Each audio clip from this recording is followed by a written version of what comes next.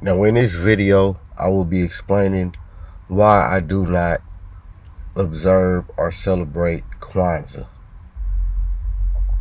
Now let me explain. Now on the surface, if you're not aware of the origin of Kwanzaa, it would appear to be a righteous gesture, a righteous celebration, something, honest, as I'll put it, when it comes to African Americans observing the holiday season through identifying with their African culture. I'll put it like that.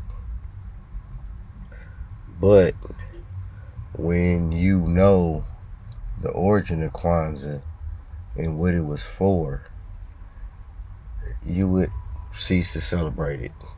So let me break it down. Now, we would have to go back to the 60s, of course, around the time Kwanzaa was started. Now, I'm sure you heard of the Black Panther Party. Well, during the time of the Black Panther Party, we had, as I'll call it, an issue with cultural nationalism, meaning that the Black Panther Party obviously fought for freedom and liberation for African people, descended black and oppressed people. But at the same time, you had a lot of movements I'll call pseudo movements.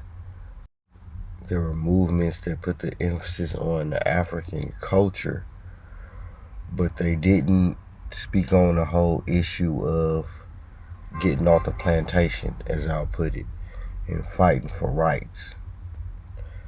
Now, one of those movements that came up out of that was a movement called the United Slaves, based out of LA. And they clashed with the Panthers on several occasions. And it was noted that this movement wasn't a necessarily grassroots movement per se, who just happened to have a different belief other than the Panthers. No. These were FBI, COINTELPRO funded movements. And as a result, certain more clashes took place against the Panthers. And in one clash, 2 Black Panthers were murdered.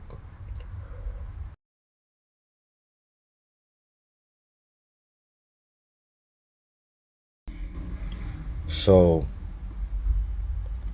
I don't celebrate Kwanzaa. Now again, it ain't the fact that it's another movement that just didn't agree with the party.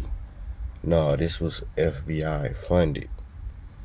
And the guise was to pretend to be a movement that was African cultured, taught Swahili. And of course, there's nothing wrong with learning Swahili. But Huey observed that the feds were funded a lot of pseudo programs to counter the party and to take people away from their eyes on the prize, which was liberation. And those was one of those movements. And the founder of that movement, he didn't create Kwanzaa, but he pushed it. That was his main emphasis. I don't know if he was a co-creator or had a close relationship to the actual founder, and I should know this, but nevertheless, he spearheaded it. So this is why I obviously won't observe it and celebrate it, because it's not a wholesome spiritual celebration, as I'll put it. It's not a wholesome cultural celebration. It wasn't created by the culture or for the culture. Yeah, the founder was a brother, but his reasoning had nothing to do with educating and further liberating his people or further connecting them to their African heritage. It was strictly just to come up with a counter group, and they needed a script to get people to join, and that was the script. You understand? So this is the reason why I don't celebrate Kwanzaa. And even if whether you choose to observe it or not, that's really on you. And I'm sure the reason why you do is because you still thinking it is culturally or spiritually empowering of some sort. And even if you don't even agree with the Panthers, this really had nothing to do with the Panthers to a degree. It's really more or less about the movement or the celebration itself regarding who started it and why. So that's why you shouldn't celebrate it.